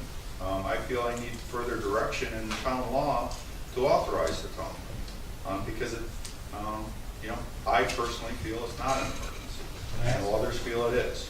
So what direction from looking at the town law? Can I ask a question, Stu? I know it was a long time ago, we used to have dispatchers, and they used to call the people. If you have numbers for the permitted people, we don't have our own robo-calling, is that what it's called, machine? Yeah, we don't. So I emailed out that letter that I want to send out, reminding everybody that lives there to come in and get an updated sticker so that we can call. I don't have a problem doing that. We can have the officers do it when available, or have 911 actually make those phone calls for us. However, you know, if they're parked there, let's say if they park there in the middle of the municipal lot, right in Jim's way of plowing it, and they're permitted to park there, are we gonna tow that vehicle out? I don't. What else do? You lose 3 spots. There's one vehicle there. That plow has to veer way off. So you lost that spot. Now you lost the spot that the vehicle's in, and you have to cut right back in. You lost essentially 4 spots. Right, Jim? So, I know, but I don't feel that the local law permits us. so then how do you want to handle it? What do you want to do? I would like to see that the area be not permitted for parking between those hours during the winter months, period. And if your vehicle is parked there, it's subject to be towed. Now, if it's not a snowstorm, we just tag it and not tow it. So if snow removal was required, that would give us authorization to tow it out. But we have to figure out the wording with this, because we're authorizing people to park that back there. And if, for instance, there's a snowstorm, they're gonna come back and their vehicle's not gonna be there. Counselor, can you work on this before the next meeting? We already have it. Back when we were a village or whatever, we tried to do that, you're gonna run into a problem, correct me if I'm wrong or not, is with the people that have rental property there, and it used to happen on State Street all the time, to have no place to park or whatever, it was kind of just one of those things. So then, yeah, we can put 1 to 6 a.m., no parking, but then you're gonna have a whole nother problem with the people, like I said, that have rental property down there on Fall Street and State Street. Unless we allow them to permit a small municipal lot by Chemung Bank. Chemung Bank, with that lot would There be was, available. and Dave said that he would work on it. He'll look at the law part of it. Right, David? Yeah. How many cars are we talking about? I'd have to look to see how many. I mean, there's, I mean, but not so many that they wouldn't know. I think they may be able to fit in that area, yeah. The other question is on Main Street, cars parked on Main Street. I mean, we can't get in there to clean the sidewalks because those cars are in there. I mean, we could, but there's gonna be spots. This would go under the same general rule, I think. Well, the state would have to step in on that because we got no jurisdiction now. Okay, so, We do have Oh, you jurisdiction. do? Yeah, we have jurisdiction. okay, so what I would recommend is with our attorney and with the police committee, Lou and Vic, set up a date to meet and discuss this solely, come up with a resolution, and we'll have that resolution set for the first meeting in January 2nd, and then we'll have we'll have a public hearing for that. We've just been chasing our tails on this. We gotta get something done. Yeah, we gotta do something, we Yeah. gotta do it quickly, but right now continue, I mean, if the signage says ticket those cars, We have, and if the signs say they might be told them, because they have to adhere to the signage. yeah, More, It doesn't say that it doesn't. okay, so, So they can only ticket them now. yeah, okay, so we will have that local law resolution set for January. We'll have a public hearing set. Hopefully, we could have a special meeting set for that public hearing, because we gotta move on. This should be moved sooner than faster. And that kind of public hearing, I don't think you're gonna get a lot of people to it, so. You might, you know. Or the state come down. Okay, so resolution on that is that the police committee, Lou, Vic, will meet with the police chief and the attorney and come up with a resolution, and we'll move on after the public hearing. Okay, thank you.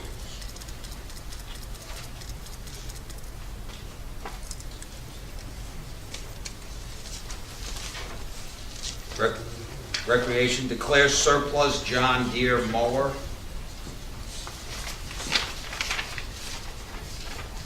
Make a motion to declare surplus the John Deere mower. Second. There's a resolution here, Greg, there's 3 in a row. There's 3 resolutions.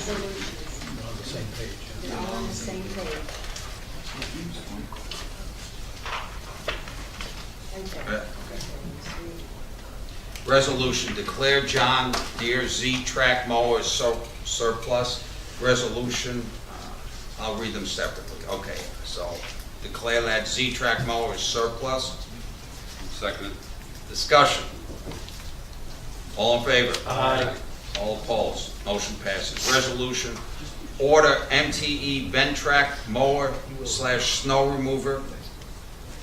Be resolved that the town board authorizes the ordering of an MTE Ventrac mower / snow remover for January 2019 delivery to Parks and Rec Highway Departments. The town board agrees to lease the machinery at a cost of $10,589 per year for 5 years, which upon the 5th payment, the town will own. First payment will be due 30 days after net delivery. Second. Is this budgeted? Yes. It is, okay. And the reason being, we want to get this done because Yeah. it's a long Yeah. time. Yeah, if it's in the budget. And Jimmy will be able to use it downtown, and we'll be able to use it out here along This is the one we saw the presentation? correct. This is shared between the The share town between highway and highway. Guy came with Yeah. the literature. Okay. So the motion was seconded. Any further discussion? All in favor? Aye. All opposed? Motion passes. And the third resolution, be it resolved that the town board authorizes the ordering of a 2019 Ford F-350 4x4 pickup truck for the Rec Parks Department for a spring 2019 delivery. The town board agrees to lease the vehicle at a cost of $691.61 per month for 5 years. In addition, a $7,375 down payment is required for this truck. Down payment and first monthly payment will be due upon delivery. Seconded. Discussion. It's in the budget. Any Jim, you further had said the current truck has a cracked manifold, which is a Correct. serious It's- problem. 11 years old. Okay. And so Aaron's done a good job of milking that thing for the past 3 or 4 years, 3 years. We're not gonna get a whole lot, but we'll still get a little bit, something Yes, to sell it. yeah, we're working, this is through Enterprise, same people we work through with, the police, vehicles, and they will help us liquidate it when the time comes. But we have to get this going because it's gotta be built, because Aaron's truck is specialized with work boxes and the ladder rack, and so it'll take till May, probably for us. And it is in the budget. That's correct. Okay, motion was made, seconded. Any further discussion? All in favor? Aye. All opposed? Motion passes. Next resolution, selecting and awarding request for proposal on information technology. There's a motion on the floor, I need a second. I'll second it. Discussion. I'm reading it, and I've got one sticking point that I don't know how to get over, but one-time payment of $89.71. I wasn't on the committee, I know other people were. I thought that was And- half. And It's And half, they want- it's half they down. want- Half down. and they want a monthly payment of $3,200 a month with 50% down. So that being said, I don't really know A from B, but I mean, that's an awful lot of money, I think. I don't know, I think we need to really sit down and maybe put our feelers out a little bit farther. Because this place, Penthouse B, New York, I mean, we're paying rent, I believe, for this place at $81,000, together with a monthly ongoing service charge of $3,296.83, plus 50% down. I'm just not comfortable with that. Anybody's feelings? Thought it was a little high too on the service a month, I remember that. You would find that out of the three bids, the next closest bid is almost double, especially on the monthly. What you're paying here for, Lou, is backup in terms of, in two instances. One, data, and number two, as just happened, when, for example, the police department called in and had something go out, your new server provides for remote backup, and this was very critical in watching the responses to the RFP to see which were providing a backup that you can go with, where at some point they can remote in, so if it happens at 3 o'clock in the morning, there is a way of calling, and there is a way of it being handled. Our present server doesn't have that capability. It's something that we had to put into the RFP. That being said, is this server, is this something the county could help with as far as storing data or whatever it is we're doing with this? No, because basically it's an on-site server that you have to have, and the proposals that came in were very clear on finding ways to deal with the situation that the town has. The biggest problem here for cost, from what I could see from the presentations of what came in, is that you have a 2003 server now, which is antiquated, delinquent, should have been upgraded years ago. And what happened is that they skipped to 2003, they skipped to 2008, they skipped to 2016. The bottom line is, it was just delay and deny to the point where now you are in a critical zone, and that's exactly what the comptroller found. It's exactly what the people who came in and wanted to bid found.